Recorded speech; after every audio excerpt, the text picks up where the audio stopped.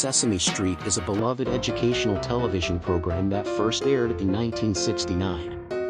It was created by Joan, Ganz, Cooney, and Lloyd Morrisett, and is produced by Sesame Workshop, formerly known as the Children's Television Workshop. The show is known for its combination of live-action, puppetry, and animation to teach children fundamental skills like numbers, letters, colors, and social concepts in a fun and engaging way. Key characters include Big Bird, Elmo, Cookie Monster, Bert and Ernie, Grover, Oscar the Grouch, and many others.